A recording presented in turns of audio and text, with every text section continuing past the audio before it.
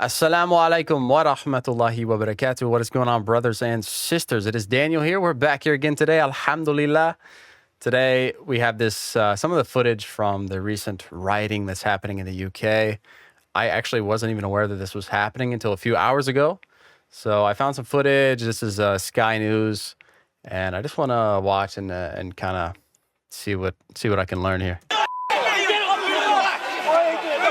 What a start. They are scenes that are now happening daily in towns and cities across the country. In Bristol, there were clashes as police tried to keep apart a group of far-right protesters and a much larger anti-fascist counter-protest. It felt unpredictable. So, what did he just say? He said it's far-right and anti-fascist? Okay. Confrontational, whatever that means. Tense, as in so many places in the last few days. The police right in the middle of the disorder.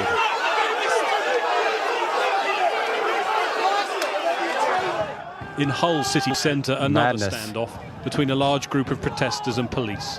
Some were filmed taking a piece of scaffolding, apparently to use as a missile. And what's become the sound... Did he just say use a piece of scaffolding as a missile? Protesters and police. Some were filmed taking a piece of scaffolding, apparently to use as a missile. A missile? Scaffolding as a missile? What does that even mean? That sounds like a lie. Like, what are you saying, man? And what's become the soundtrack for many taking part in these protests. Maybe that's like British English, like something like a large object you throw as a missile. But to me, a missile is like a rocket, like with a rocket engine and, like what?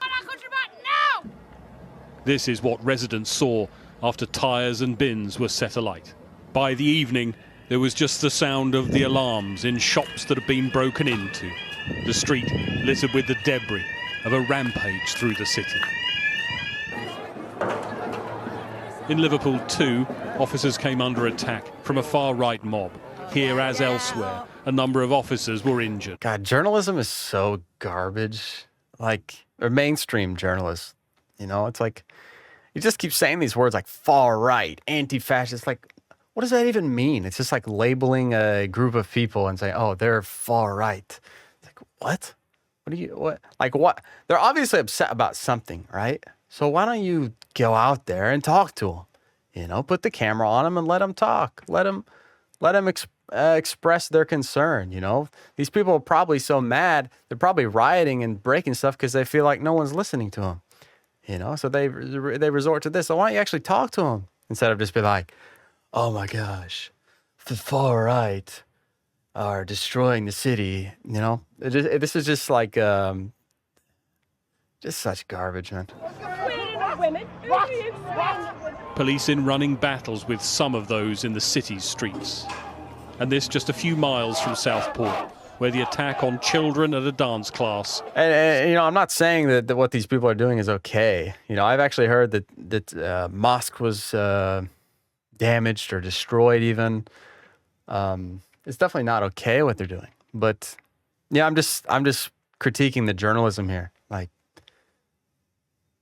let people that are absorbing this content deserve the ability to at least hear the opinion of these people that are rioting. Like, they might not even have a good reason to be rioting. They might not, but they should ask. They should do some half decent journalism and get on the street and talk to the people. Seemingly lit the fuse. Save our kids. Down this street about an hour ago, shops were forced to close. This area was locked down. It's a measure of the impact these incidents are having on towns and cities, and of course, most of all, on the police trying to deal with them. Okay, so now that I've heard "Save Our Kids," it rings a bell that recently there's been at least one incidence of stabbings, of violence towards British citizens or European citizens, even kids, and so I guess this is partially what people are at least partially, what people are upset about here in Britain and why they're rioting. And the big question, of course, is how long will this go Rightfully on so, for? right? Rightfully so. Similar scenes in Nottingham, bottles thrown as fighting broke out. Like, it's just so funny. Like they're out there chanting, "Save our kids, save our kids!" Like they're concerned about their children. Like, there's a very natural feeling, you know. That's a very universal kind of concern that all people have, and yet they get labeled as like, "Oh, these people are far right." Like they're some kind of they're extreme. It's like, well, why don't you actually listen to what, you know, they're concerned about their kids. So why don't you actually listen to what their concern is? And in Blackpool, where more fighting erupted in the crowd, their loyalties very clear. Any person organising or taking part in the procession is committing an offence. In Belfast, I want to listen to that again. Any person what? Organising or taking part. Vandalizing? Any person organising or taking part in the procession In the procession? is committing an offence. in Belfast too, a hotel housing migrants was the target, leading to clashes with police. See, look, they're targeting places that house migrants. Okay. More than 24 protests have kind taken of- place across the country. And kind of understand why they're upset. Last night it was Sunderland that saw the worst of the violence, its streets bearing the scars today. Whoa. Northumbria police released these images of officers at a house where they believed some of those involved in the disorder were. 2 people were arrested. There are warnings to those responsible. They will face action.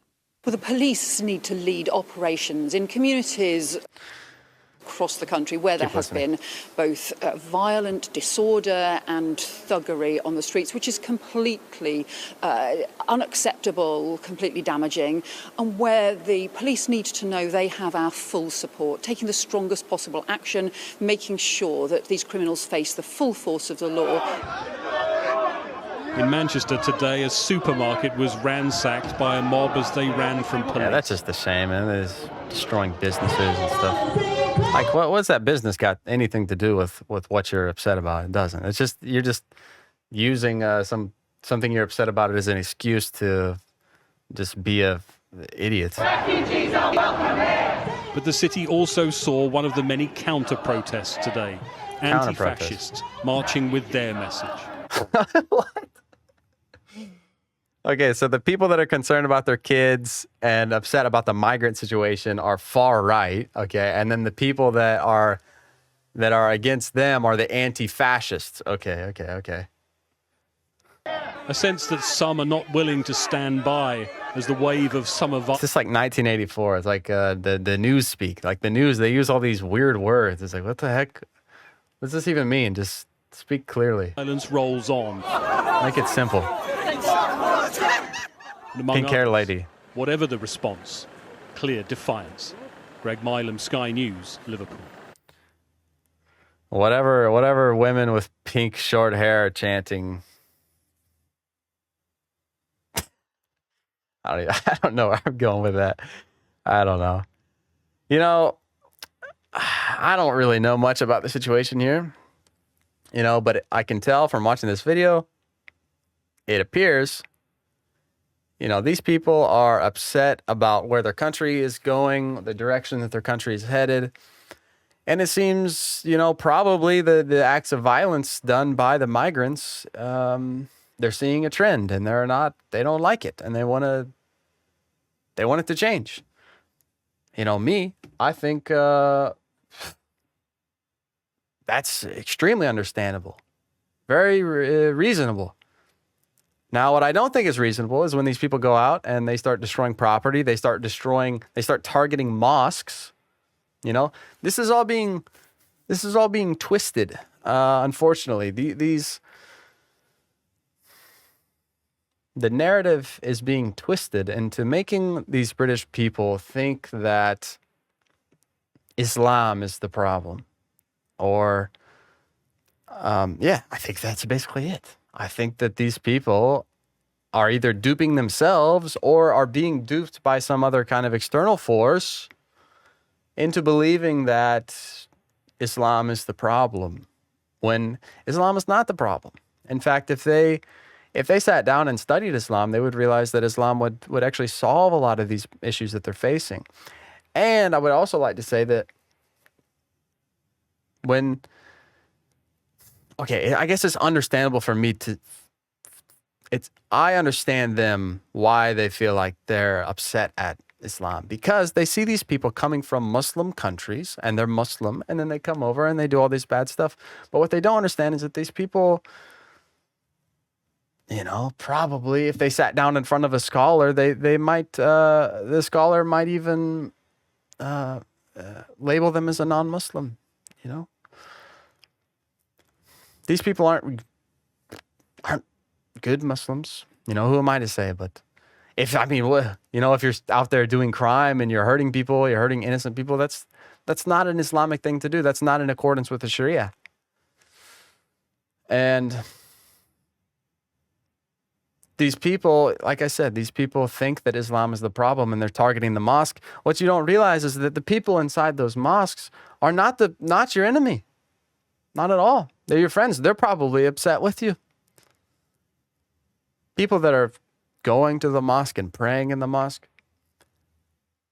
they're not your enemy, Britain. They're probably your ally. They probably understand you. And like me as an American, I can kind of relate to their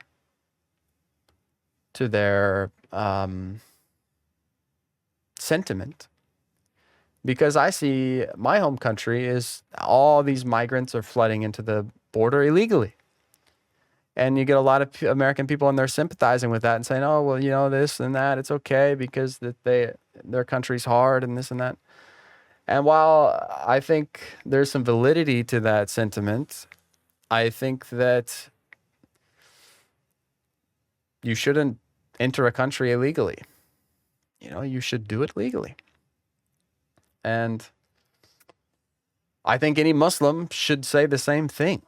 Given there's probably some extreme circumstances where you could say, that's not always the case. So basically what I'm saying, like I said, I don't know much about this situation, but I hope that the British people could realize that Islam is not the issue. There might be a lot of bad people that are migrating to England, and I think they have a very good reason to be upset about that and to want to change that and to be questioning their governments and how their government is handling the migrant situation. I think that's totally valid. I have no problem saying that as a Muslim.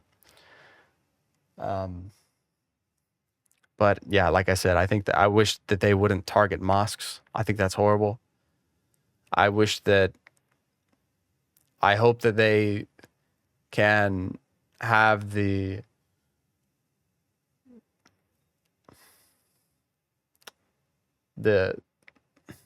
I hope that they have the ability to not generalize all Muslims, and saying they're all bad because these people that came from a specific country did something bad, And I fear that that's what's happening. So may Allah guide all of them and make it easy for everyone and, stop these bad things from happening. And hopefully, inshallah, these British people can realize that Islam is actually a good thing. Inshallah. So that's all I got to say about that, brothers and sisters. And may Allah bless you generously for watching this video with me. And inshallah, we will see you all in the next one. Assalamu alaikum wa rahmatullahi wa barakatuh.